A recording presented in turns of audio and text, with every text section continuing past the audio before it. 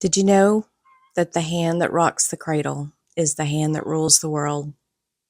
I made a video, and I will link it in the description below, that shares a modernized version of the poem that was written by William Ross Wallace in 1865. And the poem is about the calling that we as wives and mothers have to our families and to raise up children who are going to affect the future and be a witness for God. And for a lot of us, making that decision to be a stay-at-home mom is a really difficult one. Today's economy has definitely made that more difficult, but the reality is there's always been an issue with trying to afford to be a stay-at-home mom. I remember back in the day when I was making that decision, and it was a hard one. We couldn't see on paper how it was going to work out. And looking back, I believe God was just calling us to take a leap of faith and to trust Him. And it was a huge part of growing our faith and our dependence on Him. But as we obeyed and I left the workplace to stay at home full time, we found that there were a lot of savings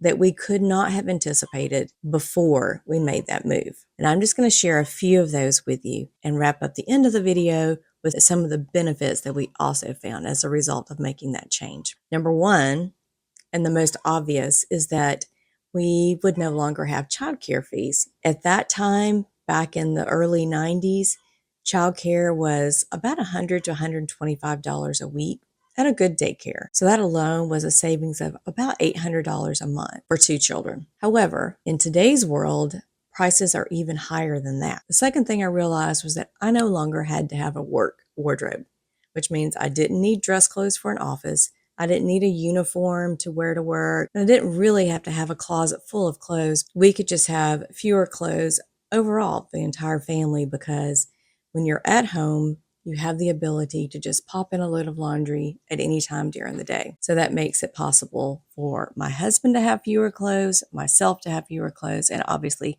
our children as well. Then there was the fact that I was no longer driving to work.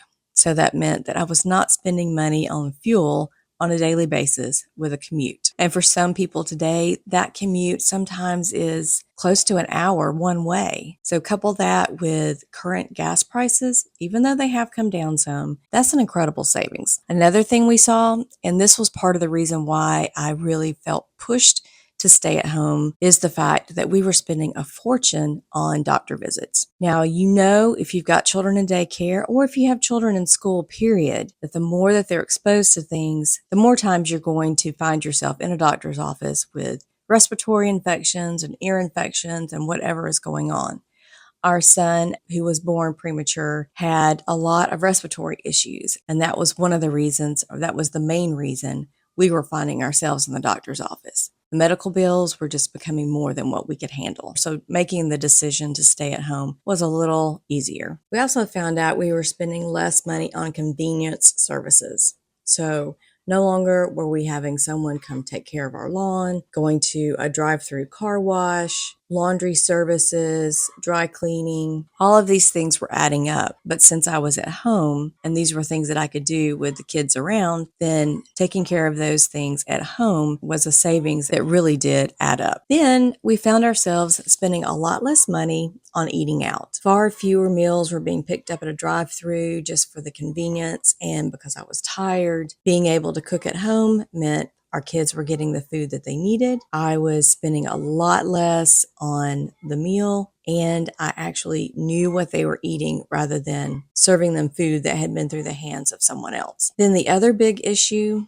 and the main reason why I started this channel, was the fact that by cooking at home, we were saving approximately 50% of what I had been spending on groceries and on eating out. Currently, the average American family spends somewhere in the neighborhood of $1,200 to $1,700 a month on both food in the grocery store and on eating out or picking up convenience foods. Now, what if you could pretty much half that? Well, it's possible if you're cooking at home and you're cooking real food. Preparing real food in your own kitchen is cheaper, tastes better, and is much healthier for you. I know that we all want the best for our families, and this is one way that we can have a huge impact on that. So along with the financial savings, there were other huge benefits that we had no way of knowing, because you can't quantify it and you can't necessarily put it on paper. But one of the things that we saw was that our children were much happier. They were at home with their mom all day. They were getting the very best of me. When we are working full time and coming home and having just a few hours between, say, 4 and 8 o'clock in the evenings, that's not our best time of the day. It's not our husband's best time of the day, and it is not our children's best time of the day.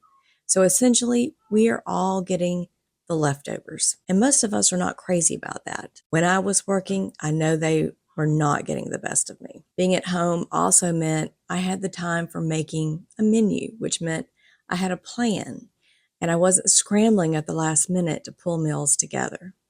This had a huge effect on the peace in our house. I also had time for managing the organization of our home. When we were both working full time, we were scrambling to keep up with shoes and clothes and coolers and lunch bags and laundry.